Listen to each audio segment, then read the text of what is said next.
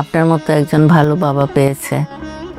বাবার আদর, বাবার স্নেহ সবই ওর জীবনে আছে। তোমাকে বড় ভালোবাসিনি যে মানুষগুলোর উপর ভরসা করে তুমি সবকিছু করবে, একদিন ওই মানুষগুলোই তোমাকে ভেঙে চুরমার করে ফেলবে। সামিরের জন্য কলজার ভিতরে কেমন জানি লাগতেছে, খালি খালি মনে পড়তেছে আমার সামির কই আছে, মেহেরিন। আসসালামু আলাইকুম প্রিয় দর্শকবৃন্দ, আশা করি মহান আল্লাহর অশেষ রহমতে আপনারা সবাই ভালো আছেন এবং সুস্থ আছেন। আজকে ভিডিওতে আমরা আলোচনা করতে যাচ্ছি আপনাদের সবার প্রিয় ধারাবাহিক নাটক এটা আমাদেরই গল্পের 42 নম্বর পর্বের এপিসোড নিয়ে একদম ডিটেল বিশ্লেষণ। আজকে এই পর্বে এমন কিছু ঘটনা ঘটতে যাচ্ছে যা পুরো গল্পের মূল গুড়ি দিতে পারে, তাই ভিডিওটি শেষ পর্যন্ত দেখার অনুরোধ রইল। এপিসোডের শুরুতেই আমরা দেখতে পাবো সামির তার বাবা মায়ের খোঁজ নেওয়ার জন্য গ্রামের বাড়িতে যায়। দীর্ঘদিন পর এই ফিরে আসাটা তার জন্য সহজ নয়। চারপাশে পরিবেশ, পুরনো স্মৃতি সবকিছু যেন তাকে ভেতর থেকে নাড়িয়ে দেয়, কিন্তু সে জানতো না সামনে তার জন্য অপেক্ষা করছে আর বড় একটি সত্য। গ্রামের বাড়িতে গিয়ে স্বামী জানতে পারে ফাহাদ তাদের শহরের বাড়িটি বিক্রি করে দিয়েছে। এই খবরটি শোনার পর স্বামীর ভেতরে জমে থাকা কষ্ট এবং রাগ একসাথে প্রকাশ পায়। সে নিজেকে আর নিয়ন্ত্রণ করতে পারে না, বরং সে আবার দৃঢ় হয়ে উঠে। সে ফাহাদের খোঁজ করতে শুরু করে এবং স্পষ্ট জানিয়ে দেয় ফাহাদের সাথে তার এখনো অনেক হিসাব বাকি আছে। এখান থেকে আমরা সামিরের চরিত্রে একটি বড় পরিবর্তন দেখতে পাবো। আগে যে সামির ছিল শান্ত এবং সহজী, এখন সে অনেক বেশি শক্ত এবং সিদ্ধান্তে অটল। এখন গল্পের সবচেয়ে বড় প্রশ্ন হচ্ছে, সামির কি ফাহাদের মুখোমুখি হবে? সে কি তার পরিবারের সম্মান এবং হারানো সম্পত্তি ফিরে পেতে পারবে? অন্যদিকে ফাহাদের নতুন ব্যবসা কি সফল হবে, নাকি এটি আরো একটি ভুল সিদ্ধান্তে পরিণত হবে? এই প্রশ্নগুলোর উত্তর দিয়ে দিয়ে সামনে আসবে।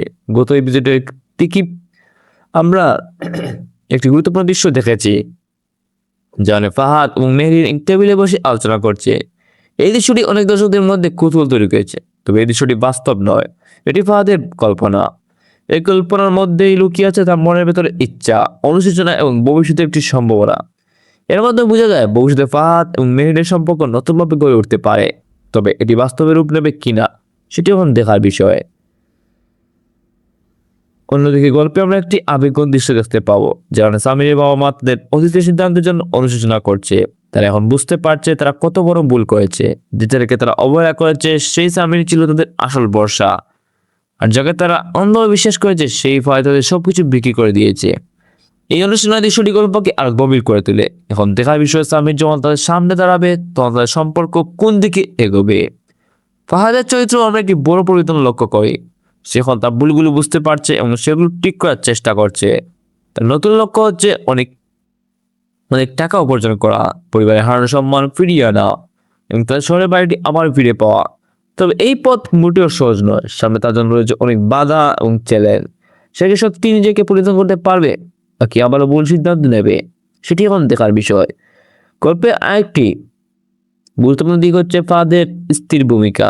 বর্তমানে সে ফাহাদ থেকে দূরে আছে, কিন্তু ভবিষ্যতে যখন ফাহাদ সফল হবে তখন হয়তো পরিস্থিতি বদলে যেতে পারে।